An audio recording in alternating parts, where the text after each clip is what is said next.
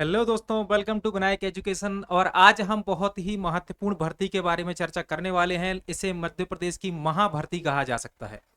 कैसे हम इसे मध्य प्रदेश की महाभर्ती बोल सकते हैं? तो भाई साहब ऐसे बोल सकते हैं आप कि आप इमेजिन करो कि इससे पहले पटवारी की वैकेंसी आई थी, उसमें 9,000 पोस्ट थी। इसके बाद मध्य प्रदेश में क्या कोई ऐसी वैकेंसी आई जिसमें आपको हजारों की संख्या में पद दिखे हो? नहीं आई। तो बोल सकते हैं ना इसको महाभर्ती।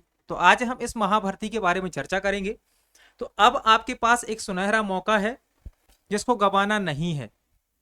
इसको क्या करना है? भुनाना है। मध्य प्रदेश सहायक संचालक और छात्रावास अधीक्षक भर्ती 2025 आपके सामने यहां पर आने वाली है। शीघ्र ही इसका ऑफिशियल नोटिफिकेशन आ जाएगा और जल्द ही सिलेबस आ जाएगा और इसका एग्जाम होगा।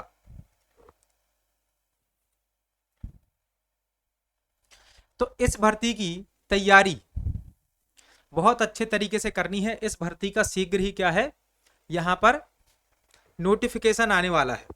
तो देखो इस भर्ती में कितनी पोस्ट हैं। सबसे पहले समझो, इस भर्ती में आपके लिए 4 पोस्ट यहां पर आने वाली है। एक तो सहायक संचालक की भर्ती आएगी, पहली इसमें रहेगी। दूसरी रहेगी महाविद्यालय छात्रावास अधीक्षक, सीनियर छात्रावास अधीक्षक और जूनियर छात्रावास अधीक्षक। तो कुल मिलाकर हमें क्या है कि छात्रावास या फिर जो हॉस्टल्स होती हैं उनके वार्डन के रूप में एक प्रकार से काम करना है। सहायक संचालक की इसमें भर्ती आएगी। ये भर्तियां कौन लेगा, इसके लिए अलग अलग एजेंसियां डिसाइड की गई हैं। तो चलिए आगे बढ़ते हैं। तो हम देखते हैं ये भर्तियां देखो यहां पर कौन कौन सी हैं। तो देखो सहायक संचालक की जो पोस्ट आने वाली है, नंबर ऑफ वैकेंसी इसमें रहेंगी 20। कितनी रहेंगी? 20 रहेंगी। मतलब बल्ले बल्ले हो जाएगी। सोचो इतनी वैकेंसी कभी आई है? नहीं आई। तो 20 यहां पर हो जाएंगी। कितनी भर्ती है ये? 20। दूसरा है इसकी सैलरी रेंज। देखो भाई 56,100 से लेकर 1,77,500 तक इसकी बहुत ज्यादा सैलरी है। मतलब ये व्यापम लेगा क्या, ये भी एक बहुत बड़ा सवाल है। और 5400 रुपए इसमें ग्रेड पे है। तो इस वैकेंसी की तैयारी में लग जाना है। मतलब क्या करना है? झुकना नहीं है, चाहे कुछ हो जाए। अभी तक जो अपन को फ्लॉवर समझ रहे हैं उनके सामने फायर बनना है। दूसरी यहां पर वैकेंसी आ जाती है महाविद्यालयीन छात्रावास अधीक्षक। 369 पोस्ट इसमें आने वाली है। 36,200 से 1,14,800 तक इसकी सैलरी होगी और 3600 होगा इसका ग्रेड पे। मतलब ये मानो कि कॉलेज लेवल पर आप क्या बनने वाले हो? छात्रावास अधीक्षक बनने वाले हो। तो थोड़ा तो पैसा मिलेगा रे बाबू भैया। अगली चीज, सीनियर छात्रावास अधीक्षक भर्ती।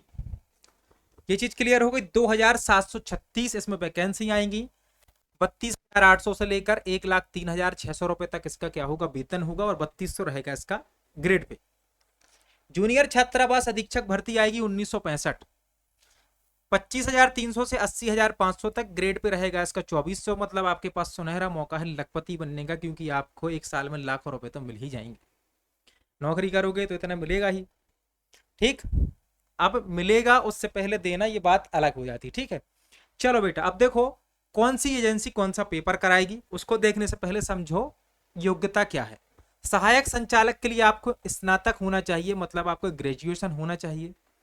मतलब आपने जैसे ही स्नातक कंप्लीट किया है, बीए बीकॉम जो कुछ भी हो, उसके बाद आप ये भर्ती दे सकते हो। महाविद्यालय छात्रावास अधीक्षक के लिए स्नातकोत्तर, मतलब कि आपका पीजी होना चाहिए, post graduation. Suppose that MA है, एमए के बाद सॉरी बीए है, बीए के बाद एमए होना चाहिए। सीनियर छात्रावास अधीक्षक में यहां पर भी भाई ग्रेजुएशन चल जाएगा। और जूनियर छात्रावास अधीक्षक में हायर सेकेंडरी, मतलब यदि आप 12वीं परीक्षा पास हो तो आप ये एग्जाम दे सकते हो। तो कुल मिलाकर क्या है कि यहाँ पर पढ़े लिखे लोगों का खेल है। हालांकि 12वीं क्लास वाले भी एक पोस्ट इसमें अप्लाई कर सकते हैं, लेकिन जिसके पास ये ऊपर की सारी डिग्रियां हैं वो सब दे सकता है। चलो अब देखो कौन सी संस्था कौन सा एग्जाम लेगी। तो सहायक संचालक की जो वैकेंसी है उसमें आपकी सहायता एमपीपीएससी करने वाली है। अब कैसे करती है आप सबको पता है। तो ये एमपीपीएससी ही करने वाली है इसकी वैकेंसी को आयोजित। दूसरा है महाविद्यालयीन छात्रावास अधीक्षक एमपीईएसबी, सीनियर छात्रावास अधीक्षक एमपीईएसबी और जूनियर छात्रावास अधीक्षक एमपीईएसबी। मतलब कि क्या? व्यापम। अरे सॉरी, माफ करना, ईएसबी कर्मचारी चयन मंडल। मतलब पुराना नाम व्यापम था, अब नया नाम है तो नए कारनामे होंगे, तो उस हिसाब से। ठीक है, तो ये 3 भर्तियां आपका कर्मचारी चयन मंडल लेगा, ऊपर वाली भर्ती लेगी एमपीपीएससी। यहाँ पर देखो सिलेक्शन की प्रक्रिया क्या रहेगी, तो सिलेक्शन की प्रक्रिया में एक तो होगी पात्रता परीक्षा, दूसरी होगी चयन परीक्षा। मतलब सीधी बात है कि आप फॉर्म डालोगे, फिर आपके लिए एक क्वालिफाइंग एग्जाम रखा जाएगा, यदि आप वो क्वालिफाइंग एग्जाम पास करते हो फिर आपको क्या है चयन परीक्षा देने को मिलेगी। तो जितने लोग क्वालिफाइंग एग्जाम या फिर पात्रता परीक्षा पास करेंगे वही लोग क्या करेंगे चयन परीक्षा में जाएंगे।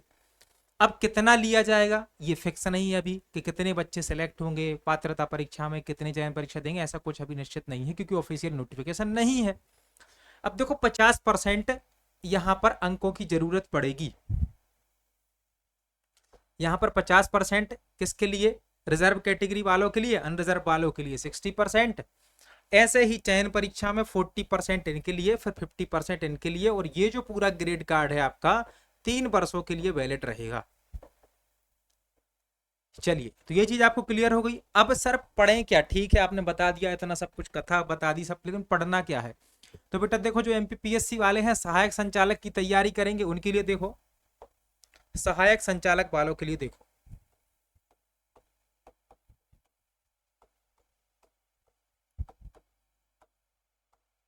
सहायक संचालक वालों को क्या करना है, एमपीपीएससी एग्जाम लेती है तो एमपीपीएससी क्या करती है, एक जीएस का पेपर कराती है सभी एग्जाम के लिए जिसमें 5 यूनिट होती हैं। 5 यूनिट होती हैं, इसमें याद रखना मध्य प्रदेश का इतिहास 1 यूनिट में होता है, दूसरे में मध्य प्रदेश का भूगोल होता है, तीसरी यूनिट में संविधान होता है, चौथी यूनिट में करंट अफेयर्स वगैरह होता है, और 1 यूनिट में एआई वगैरह होता है, मतलब कि तकनीकी होता है। तो ये होता है। दूसरा इसका बनाएंगे ये सब्जेक्ट वाला पेपर जिसमें इसका एक विषय कोई पूछा जाएगा, तो ये सहायक संचालक का होगा। दूसरा यदि हम बात करें बाकी जो 3 भर्तियां हैं उनमें ईएसबी का सिलेबस जिसमें हिंदी आती है, इंग्लिश आती है, मैथ्स आती है, मैनेजमेंट आती है, ये तो आते हैं ना, जीएस आती है, करंट अफेयर्स आता है, तर्क शक्ति आती है। तो ये सिलेबस आपको तैयार करके रखना है अभी से क्योंकि ये कॉमन सिलेबस है, ये तो पूछा ही जा सकता है। अब थोड़ा चेंजेस होगा तो आपको पता चल जाएगा, शीघ्र इसका नोटिफिकेशन आने वाला है तो बाकी सब क्लियर हो जाएगा, कोई डाउट रहेगा ही नहीं।